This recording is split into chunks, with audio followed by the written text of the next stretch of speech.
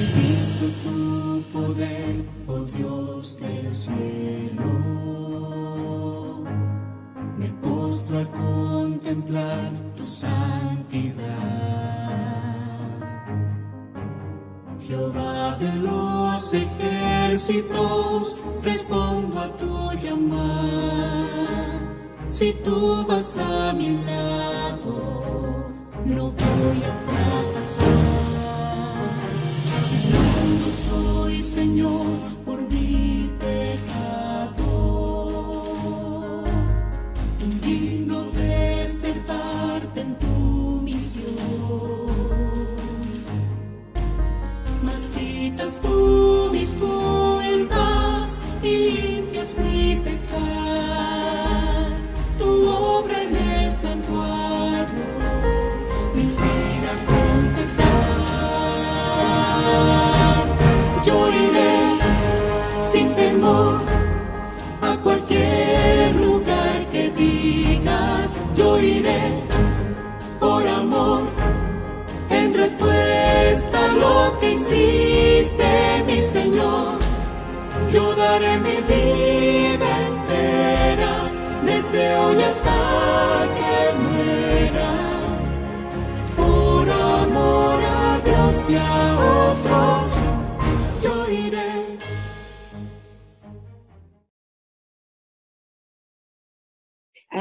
El repaso casi siempre trae un poquito de lo anterior.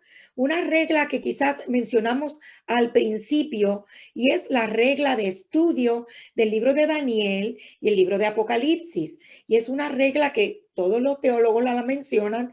Y esta semana pasada estaba escuchando a Stephen Bohr diciéndola y dije, la tengo que volver a mencionar por si acaso a alguien se le ha olvidado. Es que siempre que hay en la Biblia, hay figuras o símbolos en un texto o en un capítulo o en un libro, esas donde estén las figuras o los símbolos, esas citas son proféticas. Cuando hay figuras o símbolos, si no vemos ese tipo de cosas, entonces se recomienda que se mire el texto en una forma literal. Por ejemplo, ellos dicen, ¿verdad? Los estudiosos, que estos libros de Daniel, capítulo 2, capítulo 7, donde aparecen figuras y todas estas bestias, los 8, 9, pues son proféticas. Y hay que medirlas en tiempos proféticos. Cuando aparecen días, son años, y cuando aparecen figuras, son figuras o bestias, o esas figuras simbolizan otra cosa. Como cuando hablamos anteriormente de los tipos y el antitipo. El tipo es la copia del antitipo. Por ejemplo, cuando hablábamos del agua, pues Jesús es el agua de vida, el agua. Cuando hablamos del pan, el maná, pues hablábamos de que Jesús es el maná, es el pan. Cuando Jesús se compara, yo soy el pan de vida, pues él era el tipo de aquel pan, que era él es el antitipo, perdón, de aquel pan que había descendido como maná en el pueblo de Israel. Cuando vemos estas figuras o símbolos en los capítulos, podemos entender que son proféticas, y cuando vemos que hay días mezclados en esas épocas, en esos capítulos, pues lo vamos a sacar como días por año. ¿Okay? Como estudiamos que Ezequiel decía que día por año te lo he dado, y eso sucesivamente, esa es la misma regla que estamos utilizando. También repasando, nos quedamos la semana pasada en que el pastor Chazarreta estaba descubriendo entre nosotros ese cuerno pequeño y esas cosas que el cuerno pequeño iba a hacer. Hablará grandes cosas y hablaría blasfemias. Y mencionamos que blasfemias es hacer cosas por ejemplo, como pasarse por Dios.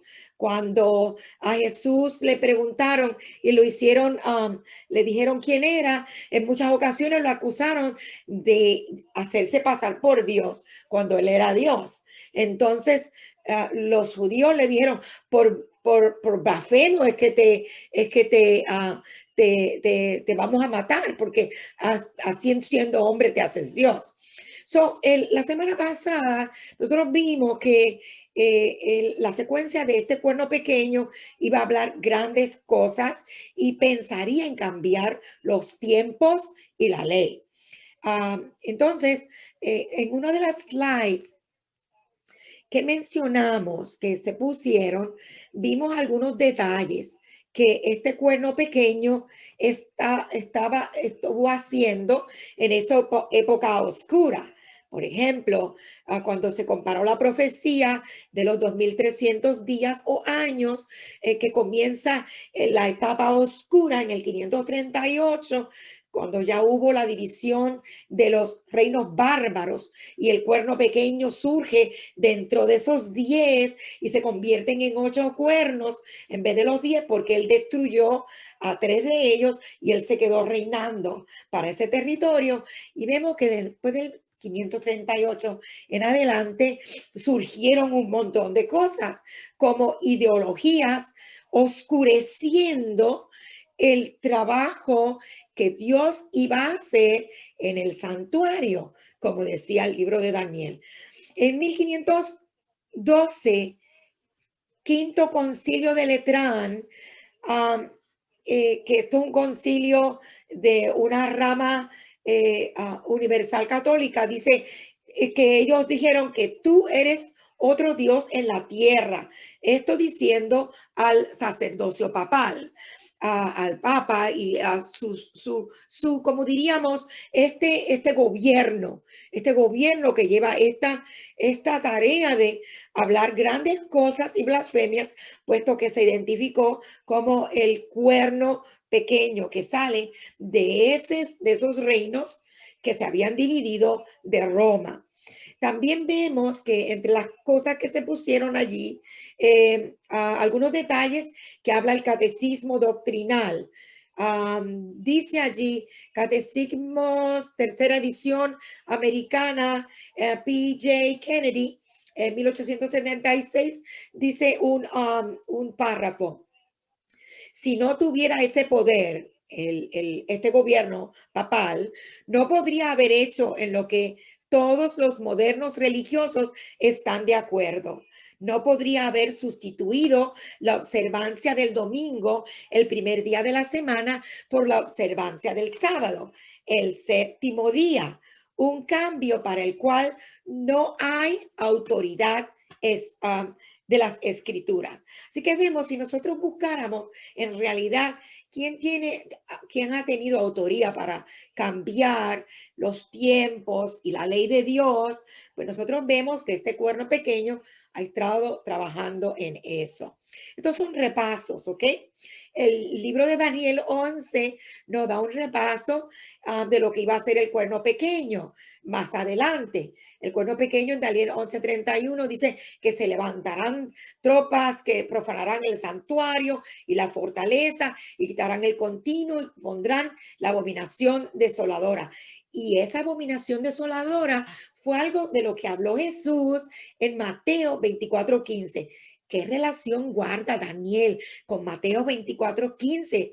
Pues mucha, porque la profecía de Daniel hablaba de que vendría el Mesías y lo compara con Isaías, donde Isaías compara la descripción de este ungido, de este Dios con nosotros que vendría a morar, que es lo que hemos hablado antes.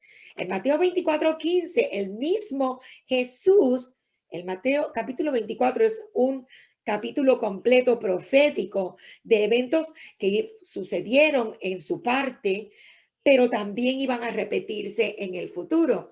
Y Dios le dice ahí a los discípulos cuando le preguntaron, ellos le enseñaron el santuario, mira qué lindo se ve, como el sol brillaba sobre sus cúpulas de oro resplandeciente. Y el Señor en Mateo 24:15 le dice, Por tanto, cuando veáis en el lugar santo la abominación desoladora de que habló el profeta Daniel, y en brackets ponen, como quien dice, el que lee entienda. Estas son palabras de Jesús. El que lee entienda. Está haciendo una referencia el mismo Jesús a ese cuerno pequeño. Por eso dice, el que lee entienda.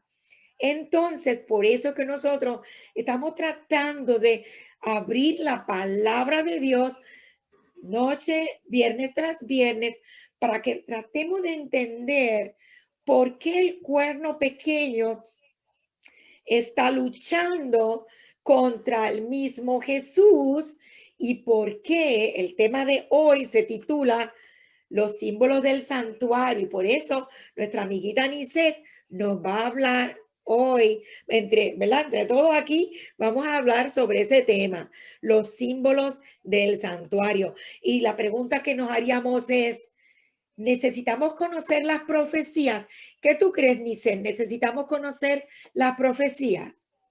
Claro que sí, siempre es importante y es una de las cosas que se nos recomienda, estudiar lo que es el libro tanto de Daniel como de Apocalipsis, porque son los que nos van llevando tras los sucesos que han pasado antes, los que están pasando ahora y los que nos van a pasar, ¿verdad?, en el futuro eventualmente, y sabemos que si lo que se ha cumplido hasta el día de hoy, pues ha sido así, ¿por qué no, verdad?, lo que viene más adelante. Pero sí, es necesario que nosotros como hijos de Dios conozcamos las profecías que se encuentran en la palabra de Dios, que nos las aprendamos, que podamos no solamente estudiarlas, sino enseñárselas a otras personas para que también puedan tener conocimiento de la verdad.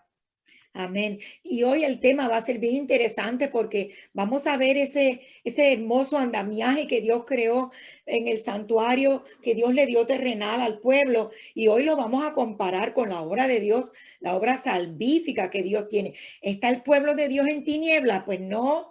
Primera de Tesalonicenses 5:4, ¿qué nos dice? Mas vosotros, hermanos, no estáis en tinieblas para que aquel día os sorprenda como ladrón. Y no hay nada más terrible, ni Seth, o hermano Tomás, o hermano Oscar y Leti que están aquí, que saber que viene un ladrón y no prepararse. Pero en esta ocasión, el ladrón viene, como dice aquí, nos va a coger, si no estudiamos la profecía, en la venida del Señor nos va a coger como ladrón. Eso es así, nosotros tenemos que estudiar la palabra de Dios y conocer el tiempo en el que estamos viviendo, porque ya es hora de levantarnos del sueño, como dice en Romanos la palabra, que nosotros debemos conocer, estudiar bien lo que el Señor nos está poniendo delante de nosotros, porque algo grande nos quiere mostrar.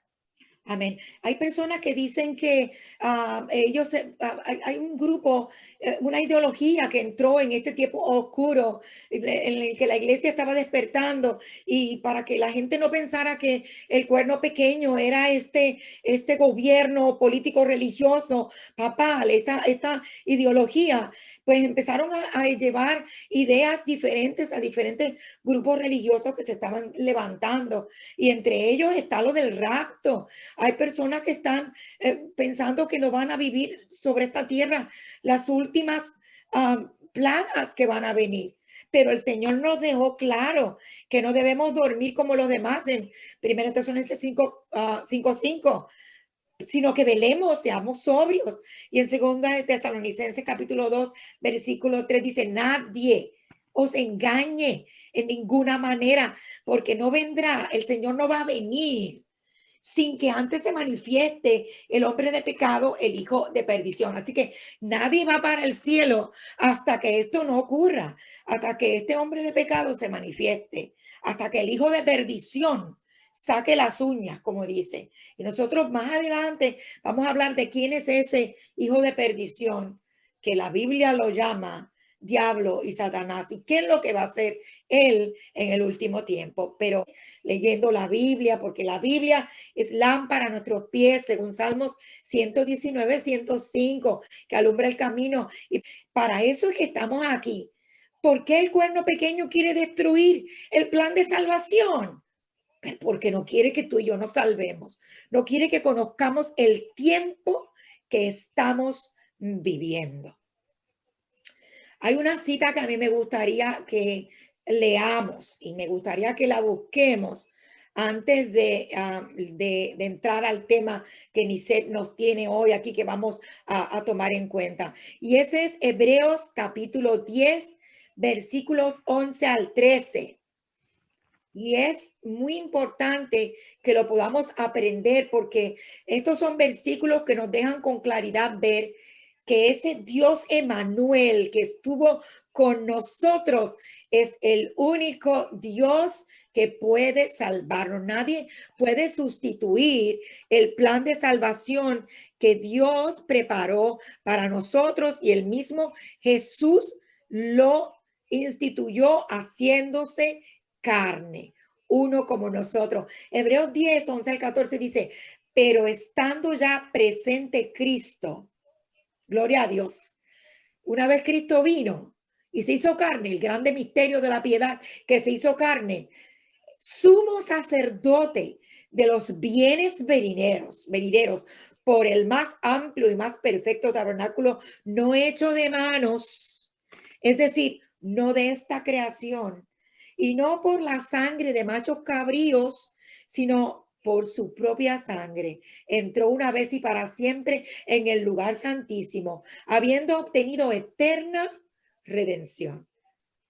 Versículo 14, porque si la sangre de los machos cabríos, las cenizas de la becerra, rociadas a los inmundos, santifican para la purificación de la carne, cuánto más la sangre de Cristo, el cual mediante el Espíritu Eterno se ofreció a sí mismo sin mancha a Dios, limpiará mi conciencia, de obras muertas para que sirváis al Dios vivo. Busquemos la Biblia. Ahora, si ya no lo has hecho, busca tu Biblia, busca tu libreta y tu lápiz y comencemos el estudio de hoy, porque Dios tiene preparado este estudio para nosotros. Con su ayuda comenzaremos a estudiarlo. Así que yo le voy a dar share, voy a darle compartir aquí al screen y lo vamos a abrir para que podamos compartirlo. Le invito a nuestro hermano Tomás, que está presente aquí también y está listo. El hermano Oscar ya tiene sus textos y vamos a compartir el tema con nuestra hermana Nisset en este momento. Símbolos. Nisset, no te oigo, estás muy bajita. Sí, estoy aquí, ¿me escuchan? Ahora sí te escucho. All right. Bien, pues bien, como dijo la hermana Wanda, hoy vamos a estar discutiendo el tema de símbolos del santuario, un tema bien importantísimo para entender lo que Dios quiere mostrarnos en el plan de salvación. Para mí, el santuario es el camino a Cristo. El santuario nos lleva a conocer el plan de salvación y en el santuario encontramos las armas para vencer y alcanzar la victoria de la mano de Jesús, porque sabemos que solos no podemos, ¿verdad?, hacer nada, pero en el santuario encontramos ese camino, porque Jesús mismo dispuso ese camino para que andemos por él. Él vino, se hizo carne entre nosotros, ¿verdad? Nos mostró el camino que debíamos andar y ahora nos corresponde a nosotros seguirlo para que no tengamos que pasar por esas cosas que se nos interpongan en el camino, sino que de la mano de Dios podamos vencer el pecado, porque eso es lo que queremos hacer, ¿verdad? Y el santuario no es otra cosa que ese camino a Cristo, ese proceso, ese plan de salvación que Dios tiene para cada uno de nosotros. Así que, primero, aquí tenemos la imagen de lo que es el santuario terrenal, ¿verdad? Aquí tenemos el santuario terrenal y todo lo que tiene que ver con el atrio, las áreas que tenía. El santuario, vamos a ver que tiene varios muebles, que tiene diferentes especificaciones y cuando Dios le pidió a Moisés que lo hiciera, tenía que tener unas especificaciones para ¿verdad?, iba a representar lo que la vida de Jesús aquí en la tierra. Así que vemos que hay un atrio que es la parte que no está cubierta con ningún, que no tiene un techo como tal. Y en el atrio hay dos muebles, que eso lo vamos a explicar un poquito más adelante. Pero tenemos una pregunta, ¿verdad? Aquí tenemos una pregunta bien interesante. ¿Cuál siempre ha sido el deseo de Dios? El deseo de Dios, aquí en Éxodo 25:8, tenemos un versículo que nos pone Dios, y es que me hará un santuario y yo habitaré en medio de ellos. Así que el deseo de Dios siempre ha sido y será habitar en medio de su pueblo. Para eso era que él tenía el deseo inmenso de hacer, él veía a través del santuario la herramienta perfecta para él estar y habitar en medio de su pueblo, porque eso era lo que él deseaba y siempre ha deseado, y hoy día también quiere habitar con nosotros en cada pensamiento, en cada mente de cada persona. Ahora, Dios quería que tuviera presente, que el pueblo de Dios tuviera presente el plan de salvación, porque a través del santuario se mostraba todo lo que iba a estar ocurriendo, ¿verdad?, hasta la venida de nuestro Señor. Y por eso es que tenemos que identificar bien cada uno de esos muebles y cada cosa que vamos a estar viendo ahora más adelante. En la próxima imagen vamos a ver cómo se mostraba o cómo se veía el santuario en medio de el campamento de los israelitas. No sé si la tenemos por ahí, la próxima imagen. Por ahí, esta que está ahí. Así que tenemos ahí cómo se componía el campamento. Todas las tribus, eran 12 tribus, estaban ubicadas alrededor del santuario, y el santuario era el centro del campamento. De esta manera, todas las tribus podían tener una parte cerca de lo que era ese centro de reunión, y ahí cada tribu estaba ubicada en espacios específicos, de acuerdo a los tamaños de las tribus. Y ahí el Señor se manifestaba. Era ese contacto que el pueblo podía tener cerca de él. O sea que ahí estamos viendo cuando el Señor venía, y como parte de los rituales, como parte de las ceremonias que se llevaban a cabo en el santuario, pues se hacía porque era la expedición de los pecados, y cuando venía el Señor y se posaba sobre el arca del pacto, y ahí nadie podía entrar.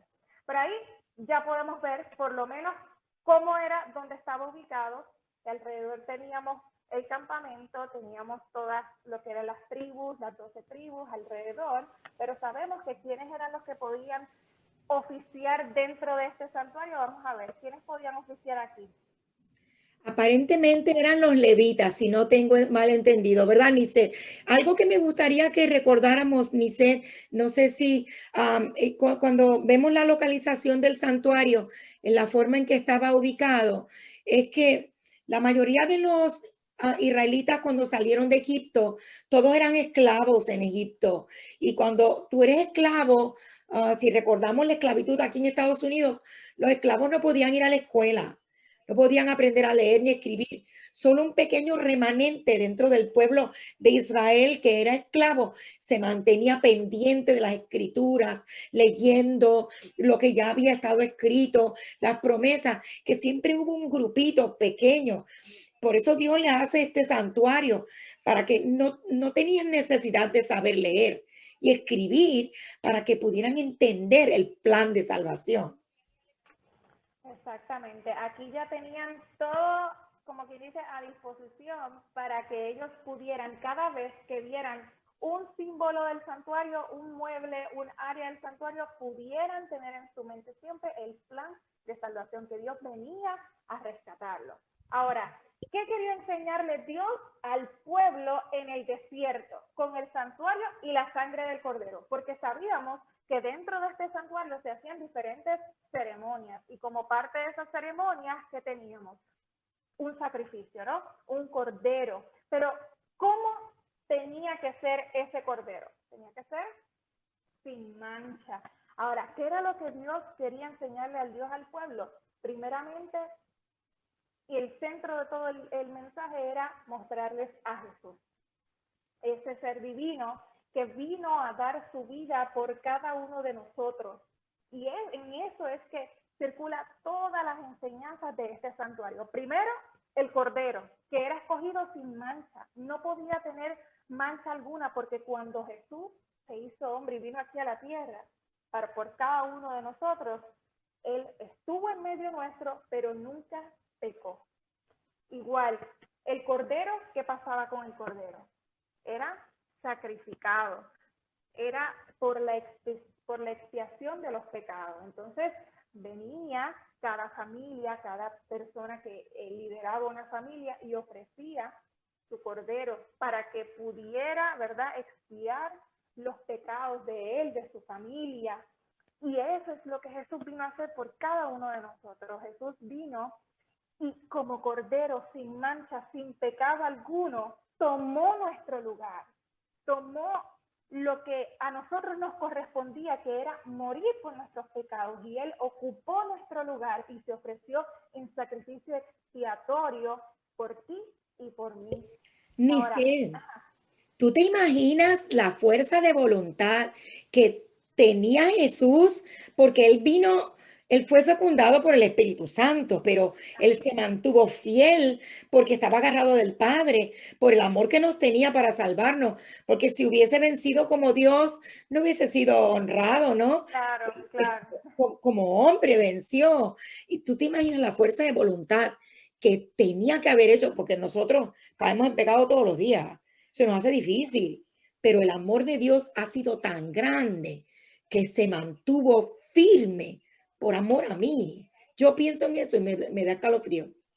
Sí, no, definitivamente Dios estaba en él y él estaba con Dios. Era una unión permanente y yo creo que el amor de Dios lo consumió y él permitió que lo consumiera por completo, porque de otra manera para nosotros la raza humana sería imposible, pero tenemos el ejemplo de Cristo, que vino y fue un cordero sin mancha. Ahora, la sangre de los corderos tenía que ser rociada para salvar, pues sin sangre no había remisión de pecados, por eso era que se sacrificaba el cordero. Así que Jesús derramó su sangre por ti y por mí. Así que estamos viendo esta conexión entre lo que es el santuario, lo que vino a hacer Jesús por nosotros aquí en la tierra, pero el punto número 4 que nos dice, luego de salvarte te indica su camino para andar por él. Sabemos que el santuario había varios muebles, no solamente estaba el altar del sacrificio, ahí es como quien dice el inicio de todo el resto del proceso. Es como cuando nosotros aceptamos el sacrificio de Jesús en nuestra vida, que nos justifica, que llega a nuestra vida para justificarnos, y nosotros lo recibimos. ¿Y qué pasa luego de que nosotros recibimos la justificación por medio de la fe, por el sacrificio de Cristo? Ahí viene lo que es el proceso de la santificación, ¿verdad? Nosotros aceptamos el sacrificio de Cristo y procedemos a lo que es el bautismo, ¿verdad? Ahí es que viene el camino que nos muestra el Señor y prueba nuestra obediencia. Muy importante que Él prueba nuestra obediencia. Ahora, ¿cómo el Señor probó al pueblo de Israel en el desierto? Porque aquí estamos hablando, ¿verdad?, de unos rituales que se llevaban a cabo, que eran necesarios hacer, ¿verdad?, para que el pueblo recordara cómo iba a ser redimido. Pero el Señor también probó al pueblo de Israel con uno de los mandamientos que está en la ley de Dios, que está permanente aún hoy día en la ley de Dios, y es la ley del sábado, la ley de guardar el día de reposo. Aquí tenemos que una de las bendiciones que le dio primero que nada Dios al pueblo de Israel fue comida, porque el pueblo en el desierto no tenía comida, el desierto es desierto, no hay agua, no hay nada. Sin embargo, Dios le dio agua a través de una roca. ¿Y qué fue lo otro que le dio Dios al pueblo de Israel para comer? Maná. Ahora, dice la Biblia, os haré llover pan del cielo, y el pueblo saldrá diariamente y juntará la porción para cada día, para que yo lo pruebe si andará en mi ley o no. Así que, ¿qué podemos ver aquí de cómo Dios estaba probando a su pueblo? Aquí podemos identificar unas diferencias entre lo que es una ceremonia y entre lo que es la ley de Dios, que permanece para siempre. Y es que podemos identificar entre el pueblo de Israel habían diferentes personas, no solamente estaba el pueblo de Israel, habían siervos, también habían esclavos, habían personas que ya habían sido liberadas, habían eunucos, habían personas que no necesariamente eran nacidos en el pueblo de Dios y ellos no necesariamente no podían participar de las ceremonias. ¿Por qué? Vamos a ver, ¿por qué esas personas no podían participar? Vamos a ver si alguno de los que tengo por aquí me puede ayudar a comentar. He leído, Aniset, yo sé que hay varios ahí que pueden comentar, pero he leído que estaban exentos de las ceremonias los eunucos, puesto que ellos no podían hacer el pacto de Abraham, que era la circuncisión. El hecho de ser eunuco, claro está, su miembro ya no podían por esa razón. Entonces, al no poder participar, no estaban exentos del sábado, como tú acabas de leer, porque el sábado es una conmemoración del Creador. No tiene nada que ver con la ley ceremonial que nosotros estamos estudiando, puesto que era la ley del pacto de salvación de la raza humana. Exacto, esa era la diferencia que quería hacer, sí, porque estas personas no podían participar de las ceremonias, sin embargo, sí debían guardar el sábado, se les invitaba a guardar el sábado, el día de reposo. Por eso, todas las personas cuando iban a recoger el maná, tenían todos los días su porción. Pero cuando era viernes, ¿qué pasaba? Ahí venía y tenían que coger doble porción porque el sábado no iba a caer maná. Y si se olvidaban o si no eran fieles en esto, pues se quedaban sin comer al otro día. O igual, si durante la semana cogían de más, pues ya el otro día no les iba a servir. Solamente el sábado les funcionaba estos alimentos. Así que este próximo versículo dice, pero el sexto día prepararán lo que hayan juntado, que será el doble de lo que junten cada día. Así que es importante hacer esa distinción, ¿verdad?, entre lo que es la ley de Dios y las ceremonias que se llevaban a cabo en el pueblo de Israel. Porque cuando Jesús vino, estuvo en la cruz, todas esas ceremonias pues pasaron a un lado. Sin embargo, la ley permanece para siempre. Ahí se podía identificar la diferencia. Todas estas personas que compartían con el pueblo de Israel no necesariamente podían participar de las ceremonias, sin embargo, sí guardaban el sábado. Algo que me gusta de eso que acaba de decir también, como en Romanos Pablo hace la unión de que en Cristo Jesús los gentiles, aquellos que no podían participar, ahora podemos participar en Cristo. Por eso Él instituye la cena del Señor, porque ahora al Cristo morir en la cruz del Calvario ya no hay circunciso. Ya no necesitamos circuncidarnos porque Cristo es nuestra circuncisión. Me encanta pensar en que la libertad ahora para adorar a Cristo, Él la abre al morir en la cruz del Calvario. Y por eso es que es tan importante que nosotros podamos entender estos símbolos del santuario para que podamos entender el plan de salvación. Claro, nos lo pone a disposición, ¿verdad? Para que nosotros podamos también digerirlo, podamos aprenderlo y conocer de ese plan que tiene por cada uno de nosotros. Así que aquí vamos a ver una imagen que desde ya podemos identificar como el símbolo de una cruz, ¿verdad? Podemos ver que ahí están los muebles que se encontraban en el santuario. Así que voy a ir por cada uno de ellos. En el primero, el que dice el número 1, es lo que se llama el altar del sacrificio. Y el altar del sacrificio simbolizaba la destrucción final del pecado, ¿verdad? El sacrificio que iba a hacer Jesús por nosotros, donde el pecado pues se destruye, porque ese era el símbolo que tenía el cordero, ¿verdad? De que la persona que lo llevaba ponía la mano sobre el cordero para, en forma simbólica, pasar los pecados de esa persona al cordero y entonces llevarlo a ser sacrificado. Así que ahí teníamos el número 1, lo que es el altar del sacrificio. Luego de esto tenemos el número 2, que es el lavacro, y el lavacro es la purificación. Si vamos un poco más profundo, el lavacro simboliza, ¿verdad?, el bautismo de Cristo cuando Él se bautizó, y lo que nos invita a nosotros también a hacer, que una vez aceptamos su sacrificio, lo podamos dar testimonio a través del bautismo, de que hemos dejado el viejo hombre y entonces se levanta una nueva persona agarrados de Dios, como Jesús estuvo agarrado de su Padre durante toda su vida. Así que ahí tenemos el lavacro. Cuando los sacerdotes iban a hacer su oficio en lo que era el atrio, el santuario, ellos siempre tenían que ir al lavacro para limpiarse, ¿verdad? Para poder hacer sus oficios dentro del santuario. Número 3, tenemos la mesa de los panes.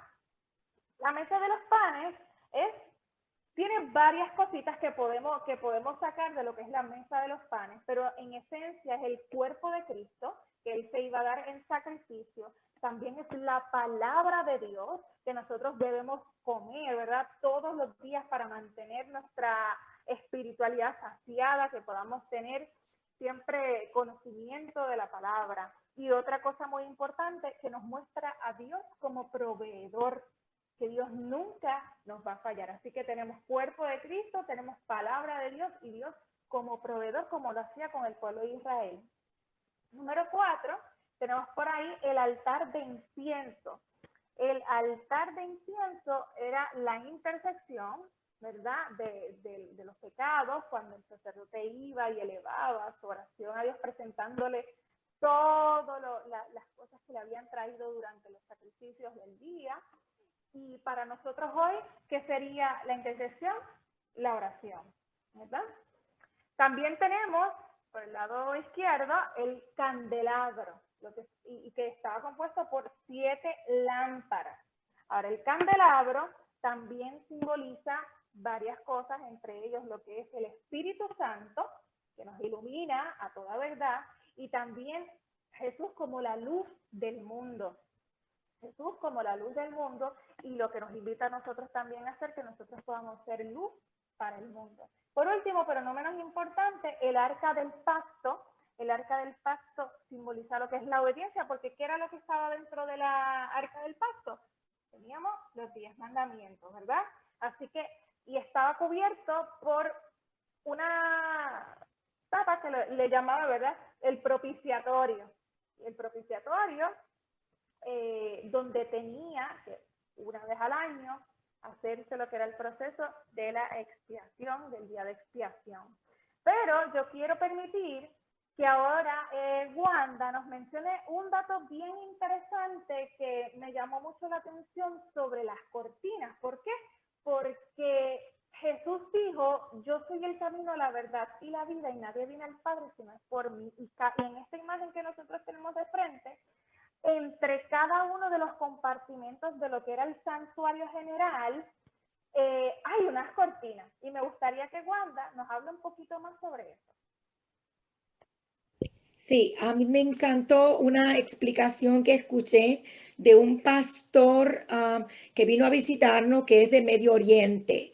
Y él habló bien, que me impactó tanto porque él habló de Juan 14:6, donde hace la comparación de esas 3 cortinas.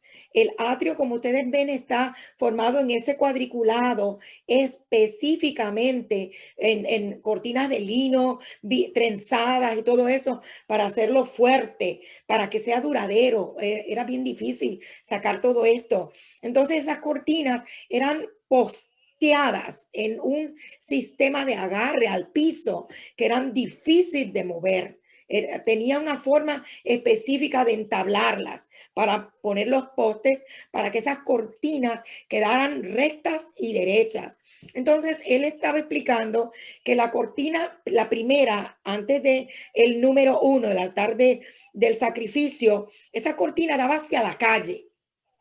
Las personas podían pasar por ahí, los levitas, los que oficiaban, el que venía a entrar para hacer el sacrificio de los holocaustos. Y esa cortina le llamaban, dice él, la cortina del camino.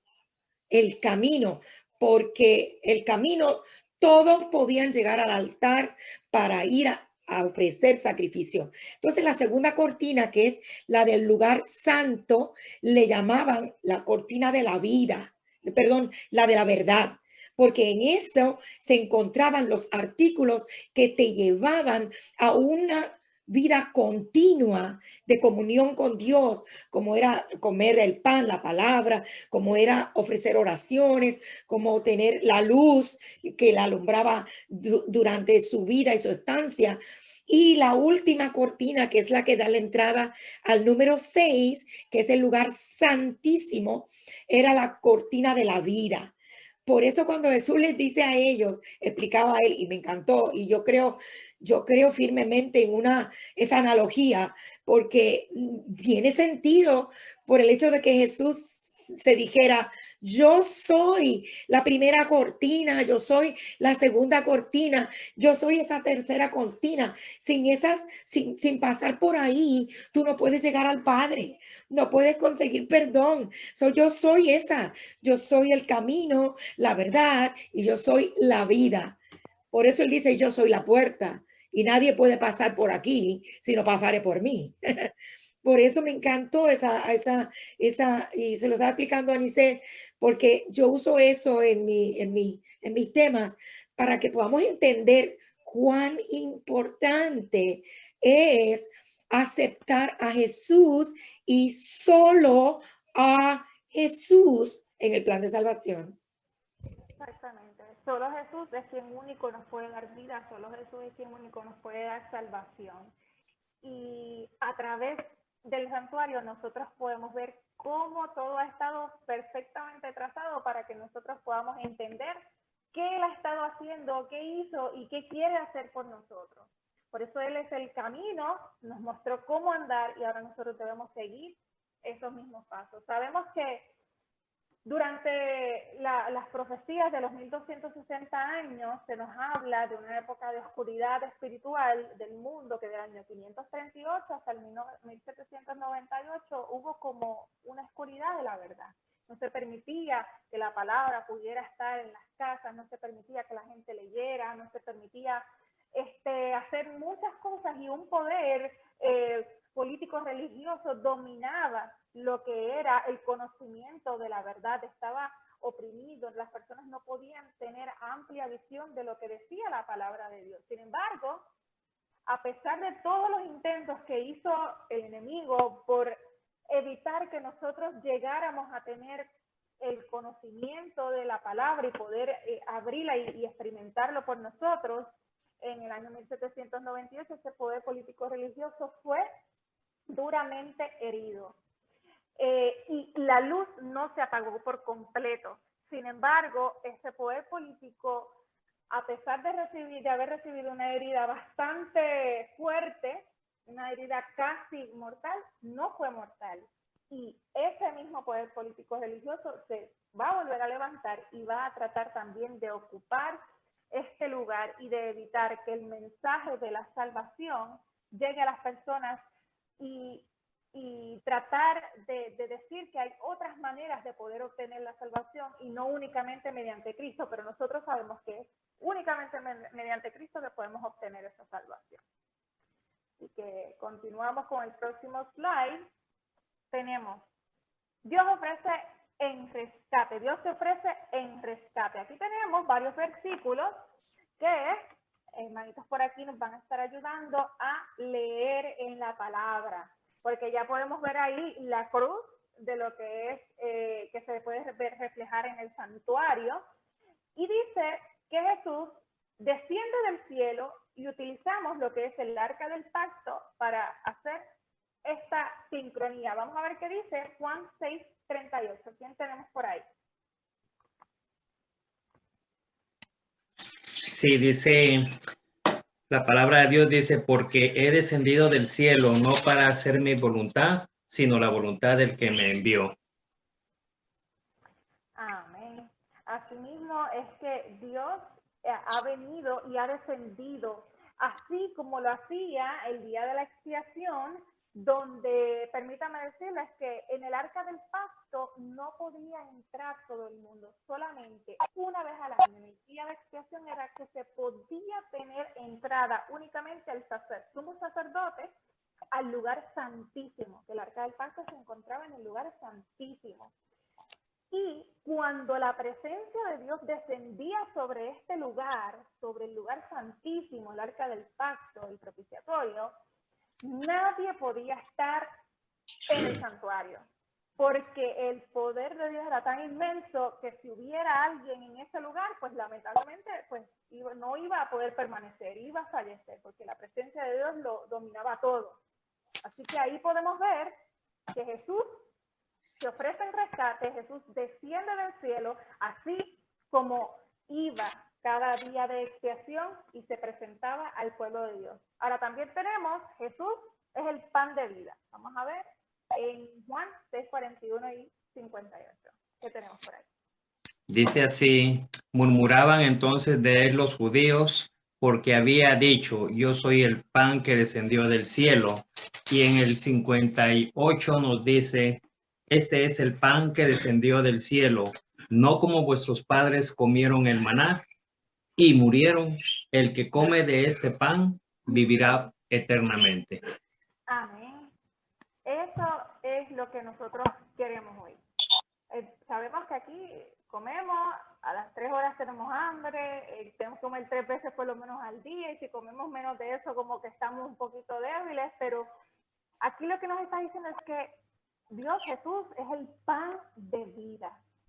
Y el que come de su carne y bebe de su sangre no tendrá sed o hambre jamás, porque va a ser saciado espiritualmente de lo que Jesús nos ofrece a nosotros, que es vida eterna. Así que damos también a ver, Jesús es la luz del mundo, vemos en Juan 1:9.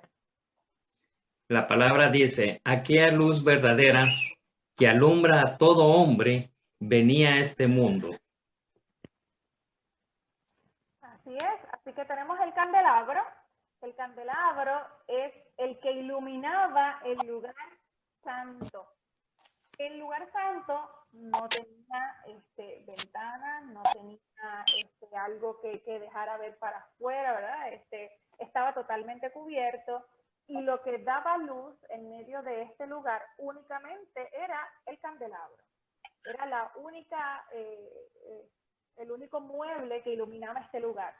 Así como Jesús iluminó al mundo y nos ha dejado a nosotros, sus hijos, se espera que nosotros también podamos iluminar a cada una de las personas que nos rodean a través del conocimiento de su palabra.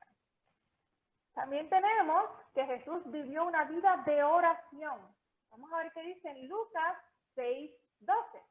Jesús vivió una vida de oración. Dice así, en aquellos días él fue al monte a orar y pasó la noche orando a Dios.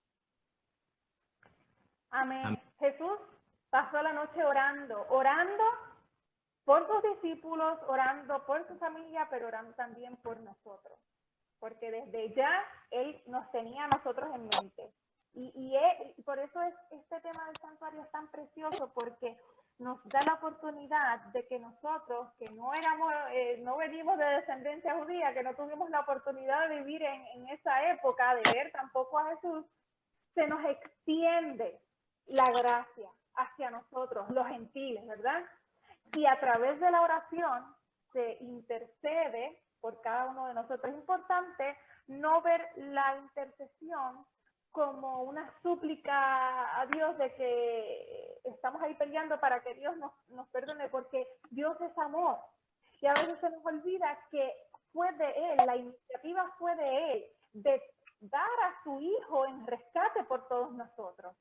Así que la intercesión, más bien aquí es esa conexión que nosotros tenemos con Dios y también de continuamente ir por esas personas que tenemos a nuestro alrededor, que amamos mucho y que también queremos que sean salvos.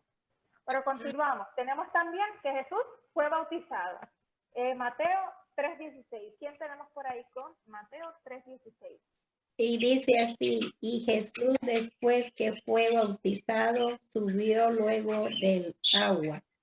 Y he aquí los cielos le fueron abiertos y vio al Espíritu de Dios que descendía como paloma y venía sobre él. Amén. Amén. Amén. Gloria a Dios. Así que Jesús fue bautizado. Y cuando Juan vio a Jesús que decía, tú vienes a mí, yo debo venir a ti, pero es que Jesús debía ser el ejemplo para todos los que venían. Jesús primeramente tenía que ser bautizado él para que nosotros viéramos ese ejemplo y también lo pudiéramos seguir, que una vez reconociéramos ese sacrificio, pudiéramos ser bautizados también. Ahora, finalmente tenemos Jesús hizo la voluntad de su Padre. Por ahí tenemos otros versículos también para ver, Juan 6:38 y Juan 1:29. Dice así, porque he descendido del cielo, no para hacer mi voluntad, sino la voluntad del que me envió. Y lo que dice Juan 1:29, dice así la palabra. El siguiente día vio Juan a Jesús que venía a él y dijo, he aquí el Cordero de Dios que quita el pecado del mundo. Amén. Amén. Aquí podemos ver la humanidad de Jesús.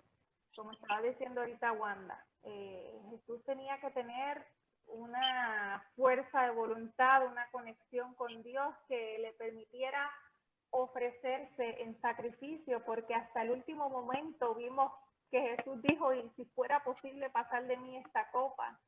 Sin embargo, hizo la voluntad de su Padre, se ofreció en sacrificio, que era lo que teníamos en el altar del sacrificio. Jesús se olvidó de todo lo que tenía en el cielo y vino, se hizo hombre para darnos vida a nosotros. Así que Jesús hizo la voluntad de su Padre y eso es lo que está reflejado en el altar del sacrificio. Cada vez que un cordero pues tomaba el lugar de esta persona y moría por sus pecados. Así que tenemos como Jesús, ¿verdad?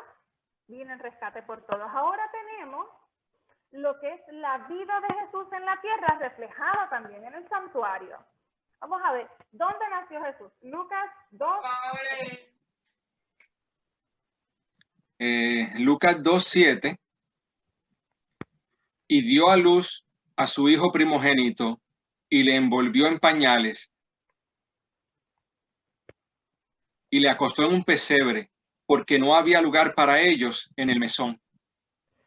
Jesús se humilló, ¿verdad? Jesús se humilló y eso es parte del sacrificio que estamos hablando, ¿verdad? Número 1, sacrificio, el altar del sacrificio.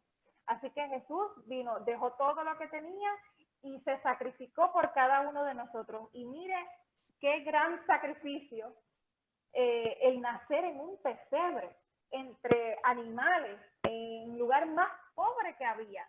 No sé si alguno de ustedes, ¿verdad?, quiera comentar algo adicional, pero tenemos un Dios maravilloso, que no fue que vino aquí a nacer en cuna de oro, sino que, como quien dice, lo hizo todo para que nuestra salvación pudiera ser un hecho, ¿verdad? Tenemos por ahí a Wanda. La humildad del Señor Jesús a mí me impresiona.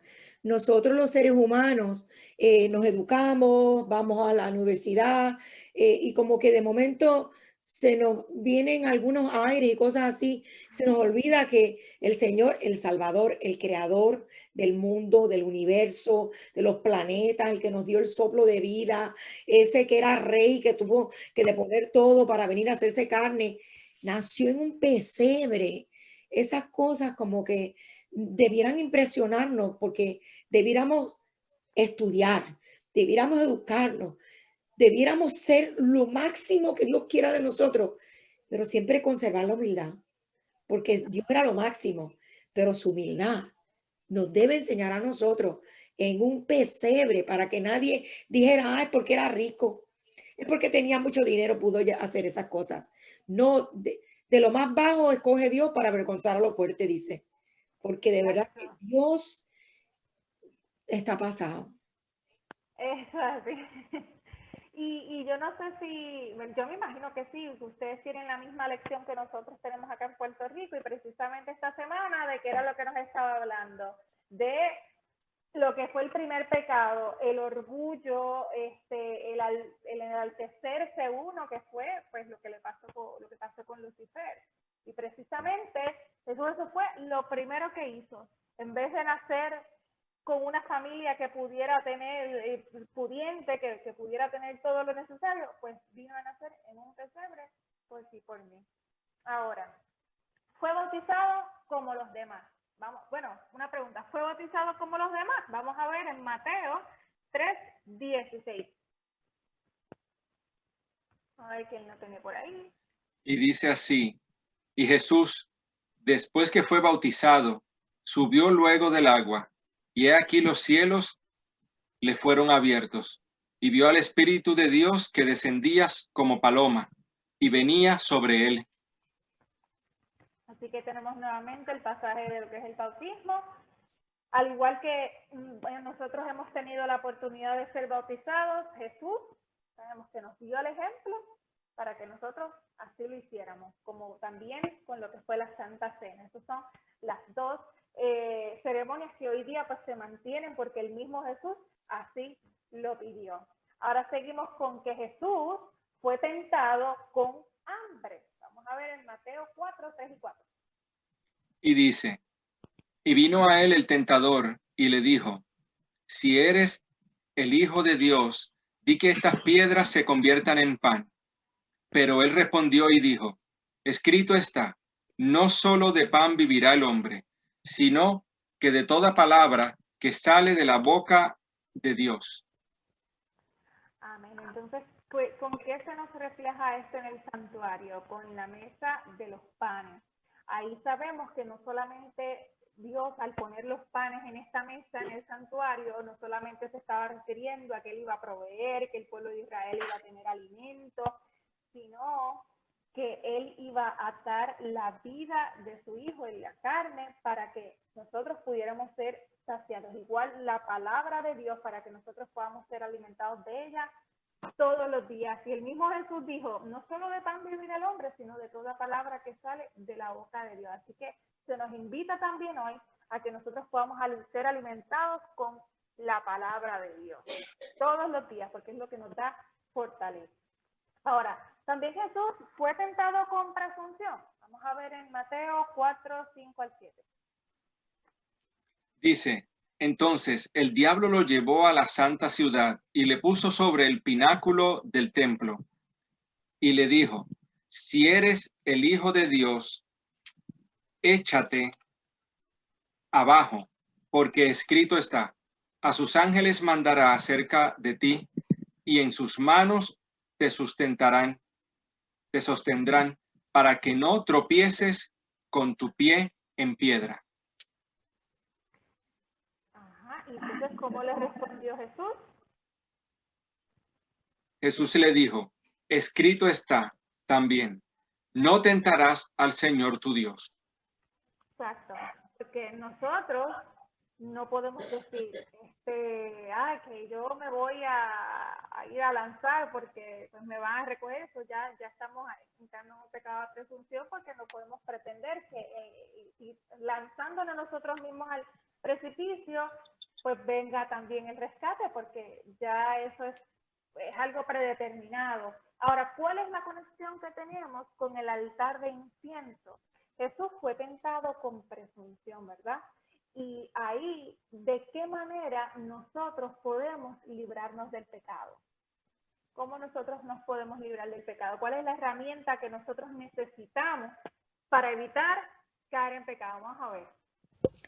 El Señor Jesús lo dijo, creo, tú estás cucándonos, ¿verdad, Anice? Porque se leyó, escrito está. Exactamente. Un escrito está. con un Con escrito su está, palabra, con la palabra y otra cosita más, con la oración.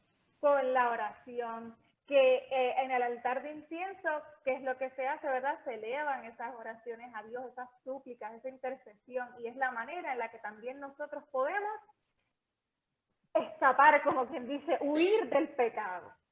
Ahora, tenemos por ahí, Jesús fue tentado con las glorias del mundo.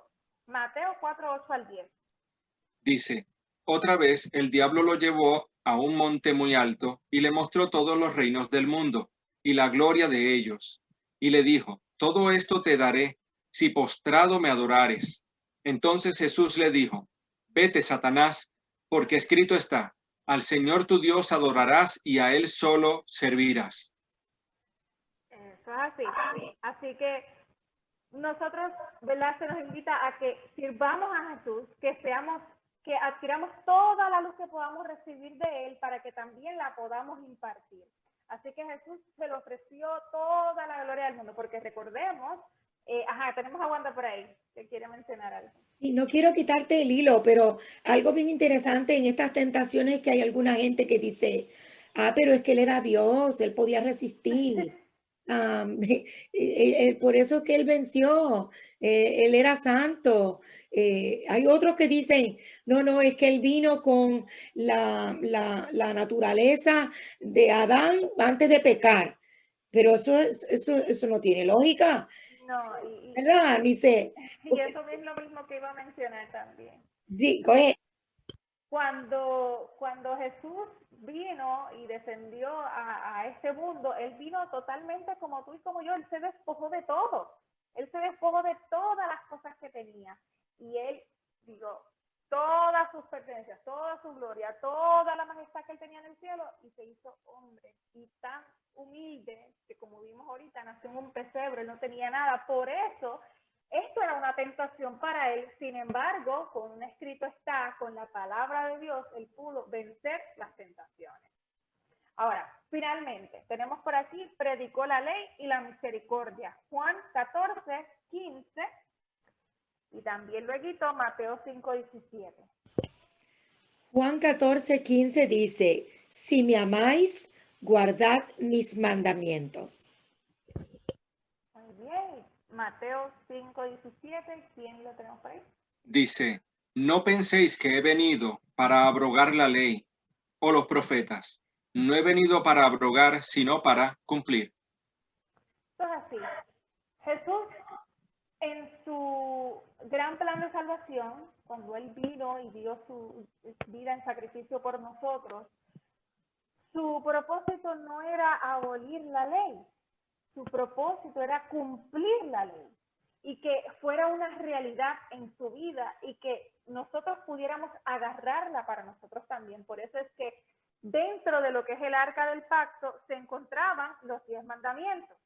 Así que tenemos los 10 mandamientos dentro del arca del pacto y como habíamos hecho ahorita la mención, la diferencia entre lo que era una ceremonia y lo que era la ley que teníamos cuando estas personas eran parte de la ciudadanía de Israel, no podían participar de una ceremonia, sin embargo debían guardar el sábado. Cuando Jesús muere en la cruz del Calvario por nosotros, su propósito, como dijimos, no fue abolir la ley, fue cumplirla. Sí, todas estas ceremonias iban a pasar a un segundo plano, porque con su muerte, Él estaba abriendo un camino para todas unas naciones que aún no conocían de Jesús, de su plan de salvación. Y por eso es que ahora nosotros tenemos la oportunidad de recibirlo, de hacer de este conocimiento, de toda esta palabra, hacerlo nuestro, agarrarlo para nosotros, ser justificado y caminar en santificación. Tomás quiere mencionar algo. Quería mencionar que tú mencionaste ahorita a los eunucos que no podían participar de la ceremonia, pero en Isaías 56 lee así el versículo 6, y a los hijos de los extranjeros, los que no eran del pueblo de Dios, que se adhirieron a Jehová para servirle y que amaren el nombre de Jehová, vemos ahí el amor, para ser sus siervos, a todos los que guardaren el sábado de profanarlo y abrazaren mi pacto. Y aquí el contexto de estos versículos del capítulo 56 de Isaías está hablando de los eunucos, los que no podían participar de las ceremonias. Ajá, Wanda, Tomás, tienes que leer el versículo 7 también.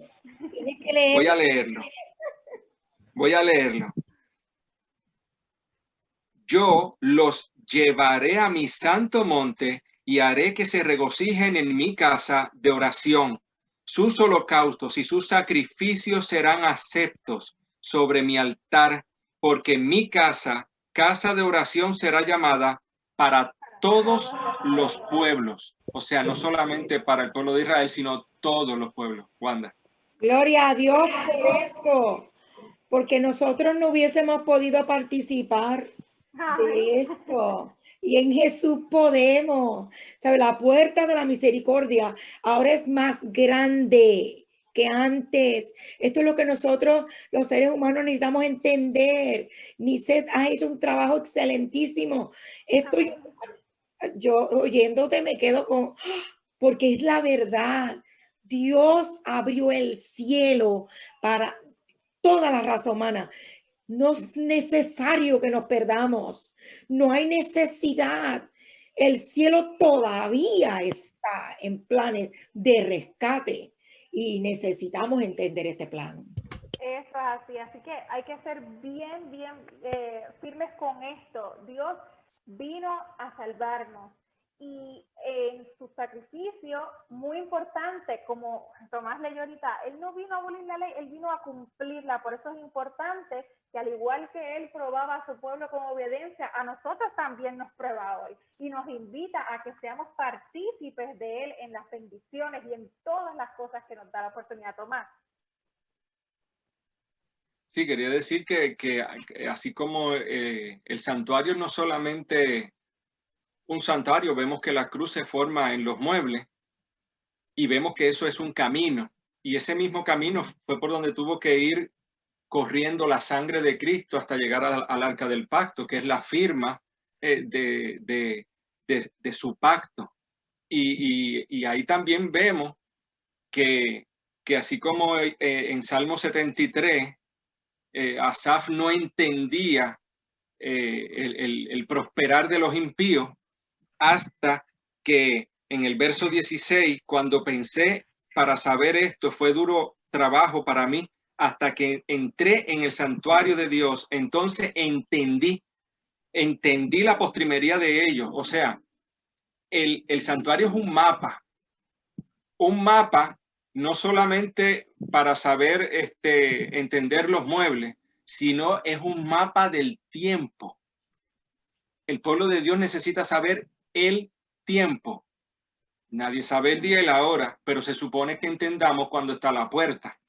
Entonces, el enemigo lo que ha hecho es tratar de destruir el santuario, porque una vez, si él logra destruir el santuario, pues entonces nadie sabe nada. ¿Y cuándo viene Cristo? ¿Cuándo está cerca? No, eso no se sabe, eso no se puede saber. Y eso es lo que han intentado, que el mundo se quede en oscuridad.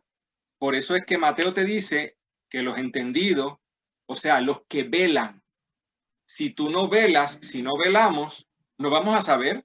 Entonces, estamos dormidos de noche y entonces viene el ladrón y nos coge de sorpresa. Pero Dios necesita un pueblo que no está dormido. Si tú no sabes cuándo viene, tú no te duermes. Tú te quedas despierto para ver las señales.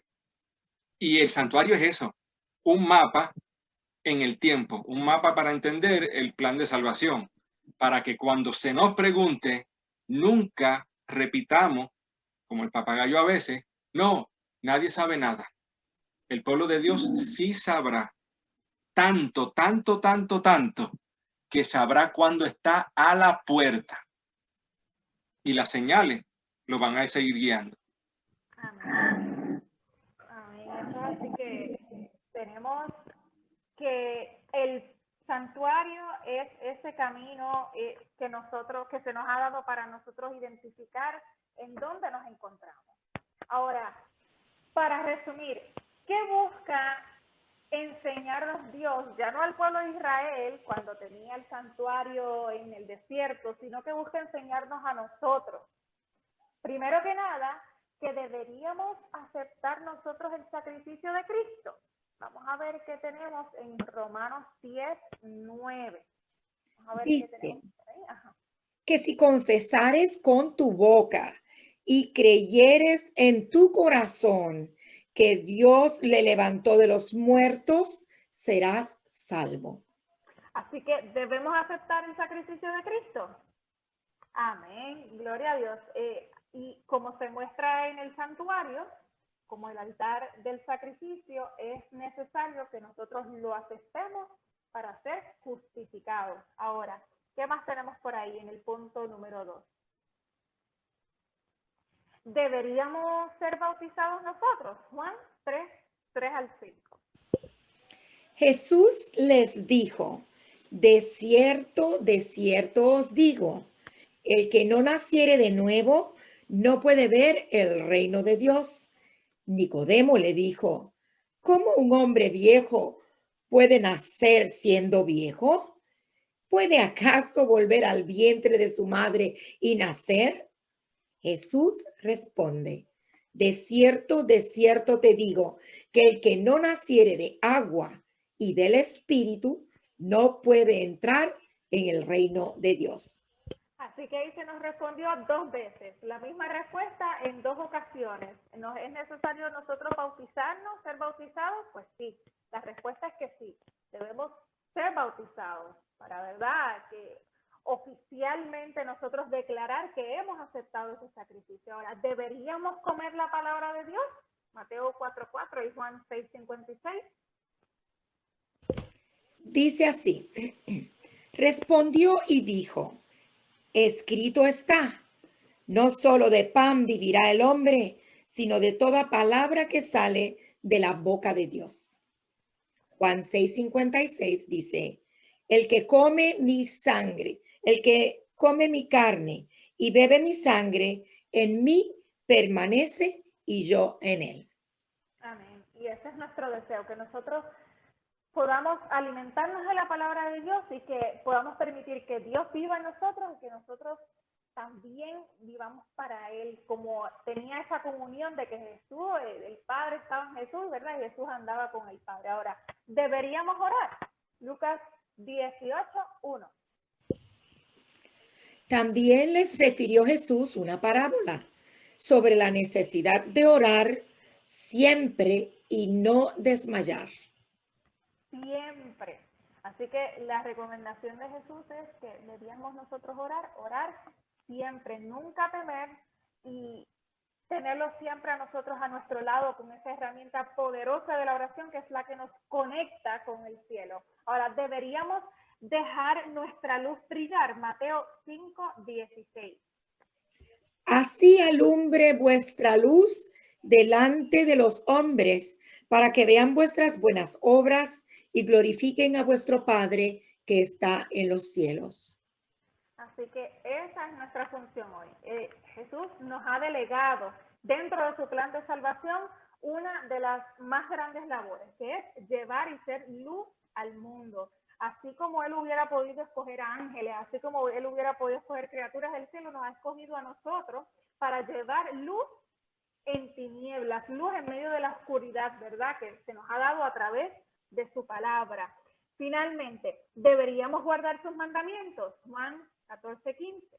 El mismo Jesús dijo, si me amáis, guardad mis mandamientos. Amén. Así que ya es algo que sobrepasa cualquier ceremonia, es algo que sobrepasa cualquier tiempo.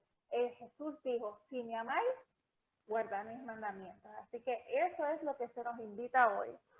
Jesús, sabemos que hoy tiene una función, que Jesús está llevando un oficio en el santuario celestial, porque al igual que el santuario terrenal tenía que tener un modelo, el santuario terrenal tenía que ser realizado no por simple, ¿verdad?, equivocación o por simple espontaneidad, sino que había un modelo por el cual se estaba dejando llevar, y así lo vio Juan a Jesús en su visión en el cielo, lo vio en medio de los candelabros, Jesús oficiando como nuestro sumo sacerdote.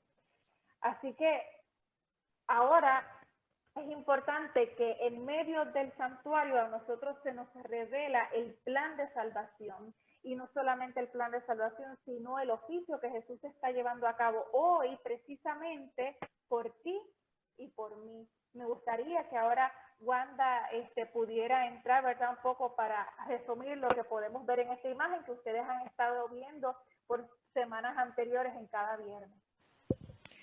Como vemos aquí, vemos que la profecía que Dios, ese sueño que Dios le dio a Nabucodonosor, esa estatua de oro, de plata, de bronce, de hierro, y los pies de hierro y barro cocido están tomando forma ante nosotros. Y sabemos que Nabucodonosor estaba muy preocupado porque quería conocer qué iba a ser de su reino. Y sabemos que Dios reveló el sueño y la interpretación, las dos cosas, a Daniel, su profeta. Y recalco su profeta porque Dios nunca hace nada sin revelarlo a sus profetas. Siempre lo ha revelado a sus profetas. Por eso el profeta Daniel puso este andamiaje para que tú y yo hoy lo pudiéramos entender. En el tiempo de Daniel, Daniel estaba muy preocupado y compungido de todo lo que veía, y por eso Dios le dijo: Daniel, cierra las palabras de este libro en Daniel 8:14, es para tiempo del fin. Todo va a correr, todo va a seguir, pero tú vas a descansar, porque esta profecía de tiempo de Daniel 8:14, 2300 tardes y mañanas, era para el futuro. Y hemos visto cómo hasta ahora esta profecía se ha ido cumpliendo al pie de la letra.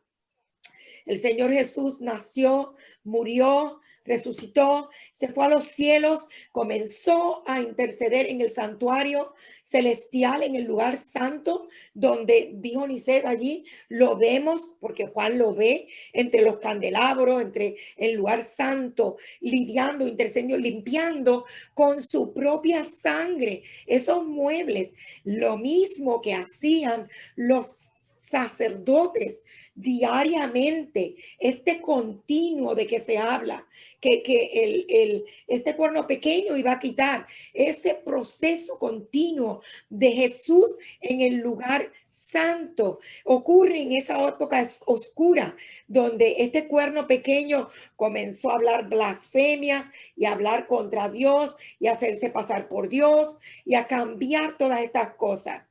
Y como vemos esta flecha que sale de abajo para arriba del cuerno pequeño, Dios utilizó a diferentes hombres que fueron levantando esa verdad nuevamente. Wycliffe, la Biblia, levantando la Biblia como la mesa de los panes, ese andamiaje de la cruz que vimos, la mesa, los panes, la Biblia y solo la Biblia. La Biblia es la palabra de Dios, necesitamos leerla. Lutero, justificación por la fe, solo Jesús me puede salvar. Calvino, la oración intercesora, solo la oración nos puede llevar a Dios. También vimos a Smith, el bautismo por inmersión, no por aspersión. Antes la iglesia bautizaba por inmersión, pero después, comenzaron entonces a bautizar por aspersión. No es bíblico. Y Wesley, que destapa entonces el candelabro, el evangelio al mundo. En el 1844 comienza entonces la iglesia adventista a proclamar la última verdad que faltaba, y es la verdad del santuario, donde estamos tú y yo hoy hablando.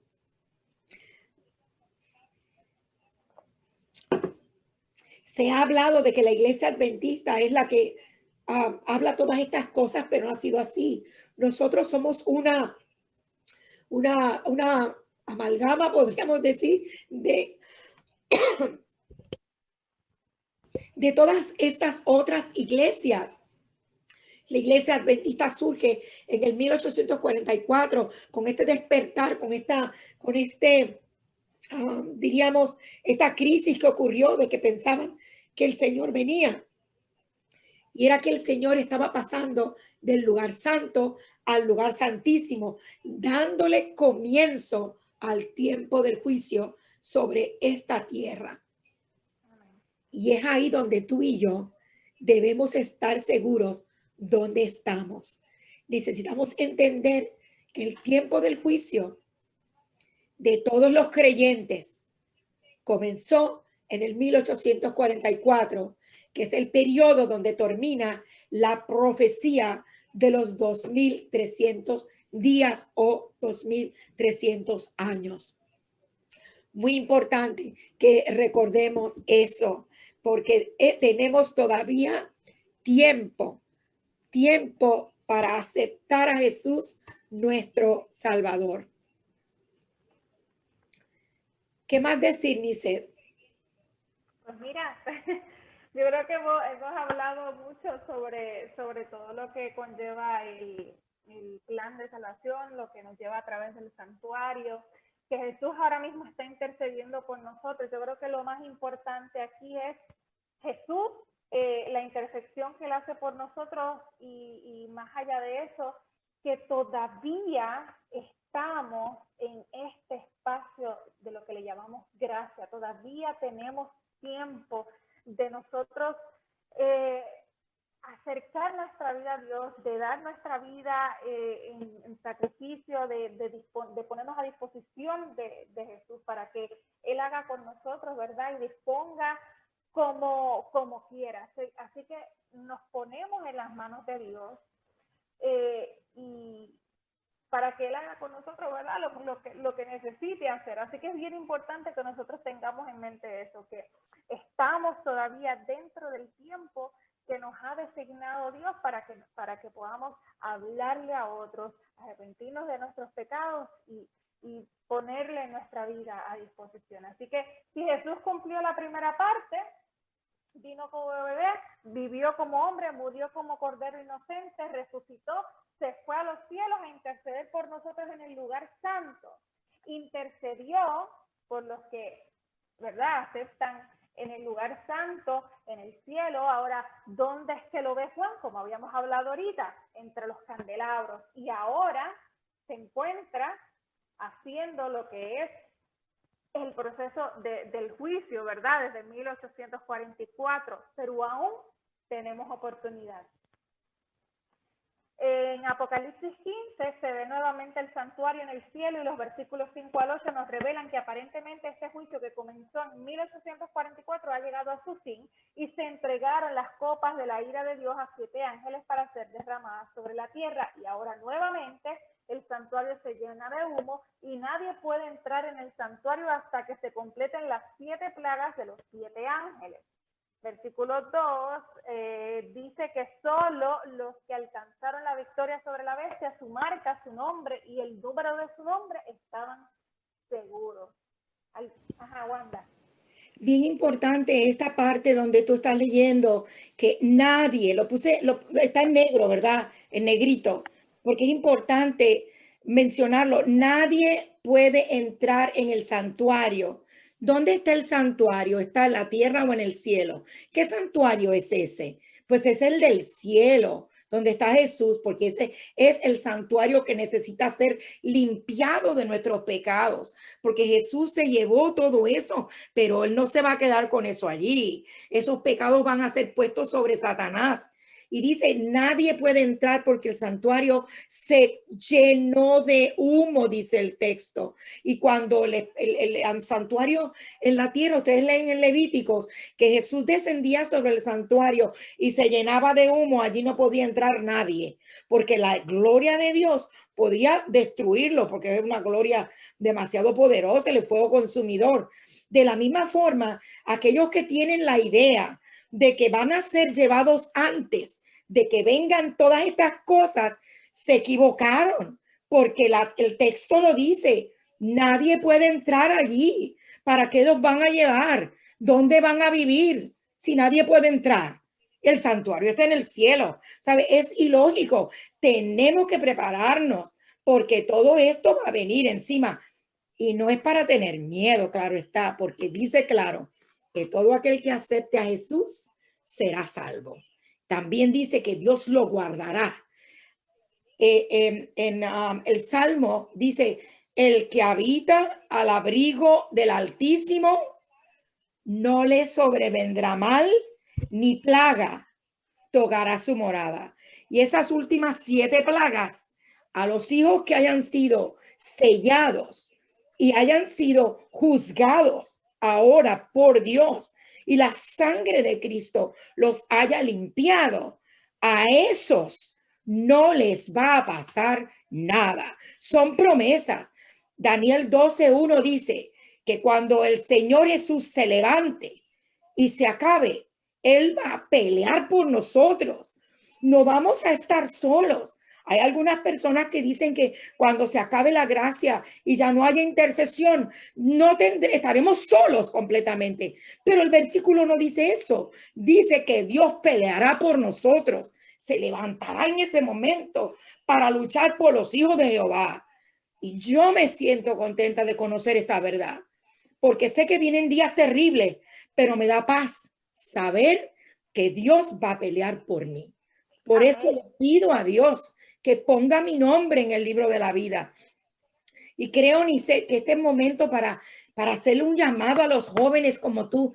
Qué privilegio tenemos de escuchar a una joven como tú el día de hoy, disertar la palabra, apelar a los jóvenes. Yo creo, Nice, sería lo más importante ahora, derramarle tu corazón y decirles, preparémonos, porque yo apelo a los viejitos como de los 60 para arriba, que se pongan las pilas también, porque el Señor nos va a dar las fuerzas, la capacidad, el Espíritu Santo estará con nosotros para seguir adelante. Si descansamos, su voluntad ha sido hecha, pero vamos a seguir porque Él está pronto a volver. Y el hijo de perdición se va a revelar y debemos estar aguzados.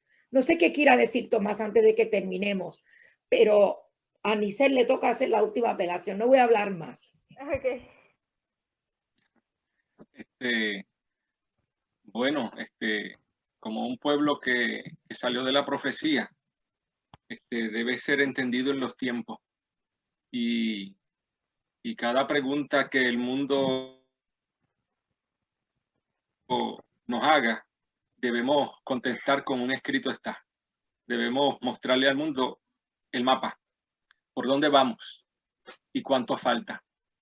Eso se ha revelado a este pueblo. Y cada uno de nosotros, pues primero, que Dios nos perdone de nuestros pecados, que seamos lavados en lavacro, porque si no somos lavados en el lavacro, no podemos entrar al santuario. El primer paso es aceptar el sacrificio y el segundo es la limpieza y comer del pan de vida en oración y ser luz al mundo. Y esa luz al mundo pues entra en el santuario, en el lugar santísimo, porque cuando Jesús se posaba sobre el arca del pacto, era una luz, la Shekinah, que brillaba allí. Y Apocalipsis 18 dice que este mensaje, del mensaje de los 3 ángeles y del 4.º ángel, dice que alumbrará toda la tierra. Y si alumbrará toda la tierra, es que nadie va a tener excusa de que no supo nada. Ay, no sabía cuánto faltaba. No sabía qué eventos venían. Los eventos están ante nuestra cara. 2020 empezó porque de una manera impresionante que ha cambiado la vida del mundo entero.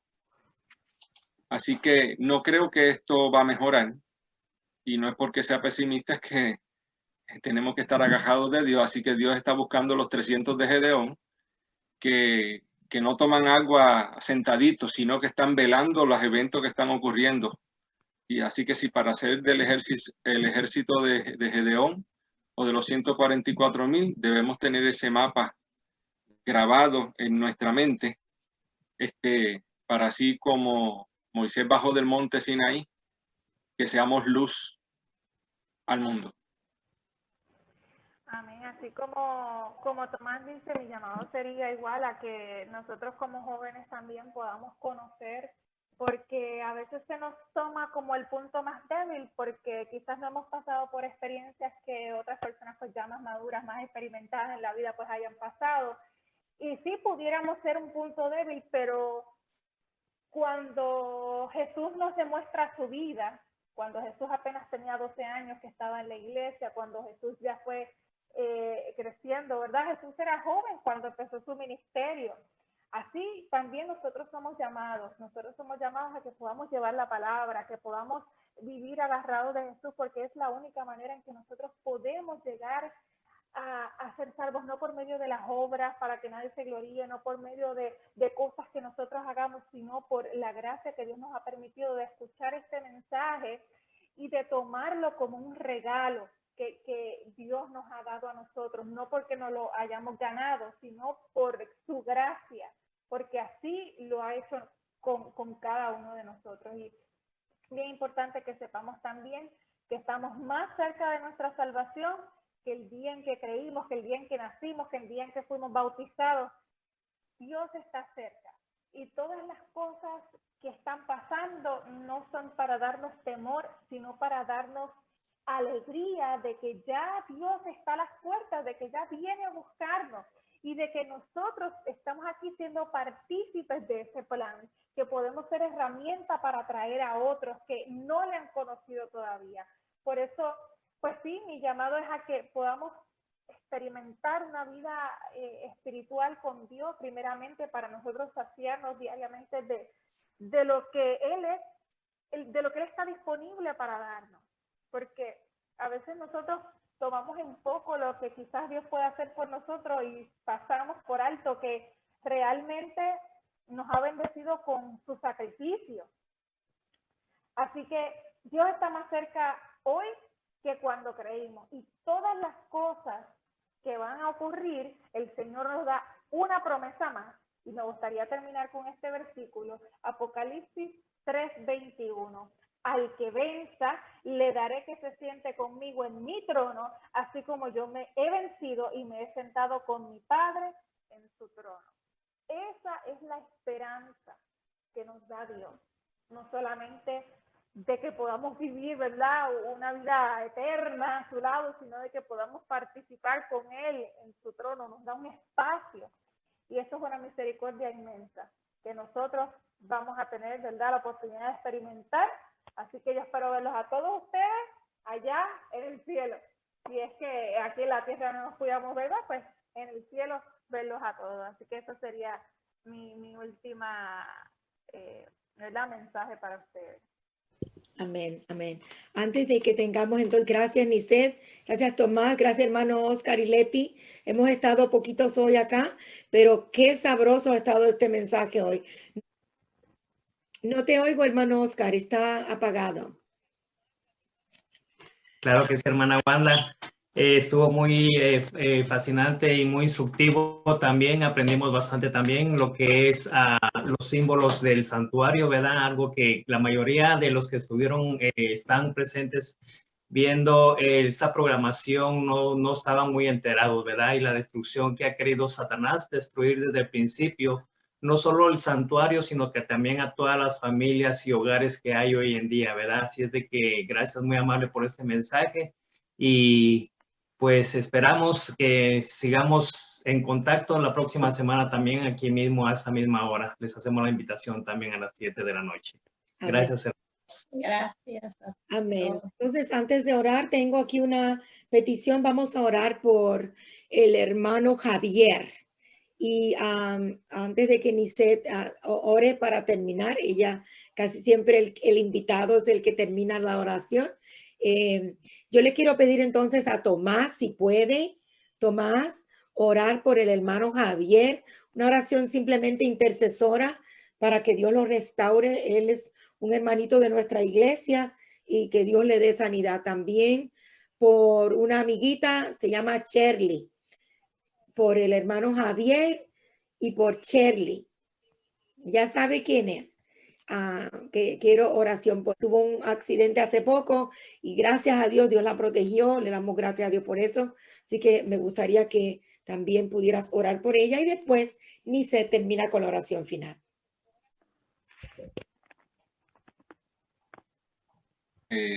Por Javier y Shirley.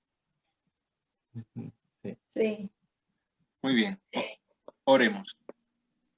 Padre nuestro, está en los cielos, santificado y glorificado sea tu santo y bendito nombre. Gracias, Señor, por tu palabra, porque no regresa a ti vacía, Señor. Gracias por, quiero una bendición por Wanda y por Niset y por el hermano aquí presente y su esposa, Señor. Te pedimos, Señor, en especial por Javier y por Shirley. Javier, no sé su condición, Señor, pero tú sí la conoces muy bien. Pido, Señor, que tú pongas, y te pedimos, Señor, que tú pongas tu mano misericordiosa sobre él y sobre su familia. Si tiene alguna condición física, Señor, toca sus músculos, sus nervios, sus huesos, todo su cuerpo, Señor, para sanación y salvación.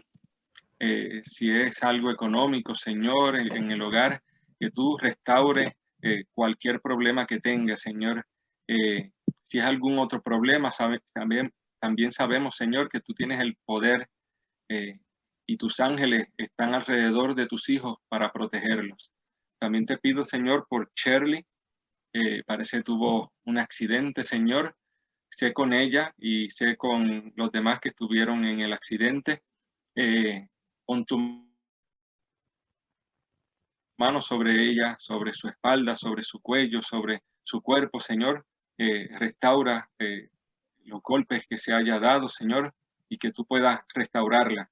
Y bendice también a toda su familia. Te pedimos, Señor, bendiciones sobre cada uno de ellos. Si algún hermano de la iglesia está pasando por alguna situación, que tú seas su sanador y tú poses su mano sanadora sobre cada hermano y tú envíes, Señor, el ángel guardián a cada uno de estos hermanos de las iglesias y fuera de las iglesias, Señor, que tú seas la protección y el sello de salvación de cada uno de ellos. Te lo pedimos, Señor, no por los méritos nuestros, sino por los méritos de tu Hijo amado Jesús. Amén. Padre nuestro, te damos las gracias en esta noche también, Señor, por la oportunidad que nos dices de reunirnos desde nuestras casas, desde el lugar del Señor donde nos encontramos. Antes era diferente, ahora, ¿verdad? Tenemos la oportunidad de cualquier lugar del mundo conectarnos y hablar y conocer de tu palabra. Señor, gracias por esta oportunidad. Gracias por el tema que pusiste para discutir hoy, los símbolos del santuario, Señor, esa forma, ese plan, esa trayectoria que tú nos has puesto para que nosotros podamos entender el plan de salvación, el plan que hiciste para que cada uno de nosotros pudiera hoy conocer de ti y que también otros puedan llegar a través de nuestras palabras, de esa vida que tenemos a tu lado, Señor, que otros puedan llegar a recibir también el testimonio que nosotros podamos brindar, Señor. Nos ponemos en tus brazos de amor para que nos dirijas en todo momento, nos lleve de la mano y que todas las cosas que nosotros y todos los proyectos que nosotros tengamos en mente sean dirigidos por ti, Señor. Ahora que vamos a dar por terminado el tema de hoy, la programación, suplicamos que te quedes con cada uno de nosotros, con cada persona que tuvo la oportunidad de conectarse, aunque fuera por un momento en la programación de hoy, Señor, que tú estés con esa persona y que las palabras que han sido escuchadas calen en lo más profundo del corazón y puedan dar su vida a ti, Señor. Así que gracias por tu amor, por tu misericordia. También te queremos pedir perdón por nuestros pecados. Y gracias por este sábado más que nos das la oportunidad de vivir, Señor. Todo lo ponemos en tus brazos de amor, en el nombre de Jesús. Amén. Bendiciones a todos. Ya saben, los esperamos la próxima semana. Es bien probable que comencemos un poquito antes las fiestas de Jehová. Tendremos a un invitado especial también desde Puerto Rico que es muy versado en ese tema. Es el hermano Ricardo Justiniano. No se lo pierdan, tendremos ese evento. Comenzaremos a las 7 de la tarde. Gracias, Niset. Gracias, hermano Oscar. Gracias, hermano Tomás. Y Dios les bendiga. Y gracias a todos por conectarse. Los que están aquí, no se vayan todavía. Gracias. Dios les Bye. bendiga.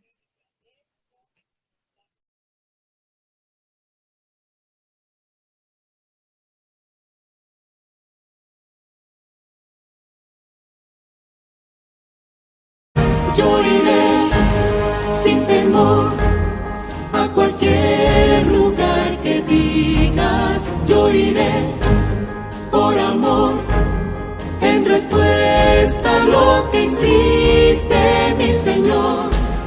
Yo daré mi vida entera desde hoy hasta que muera, por amor a Dios y a otro.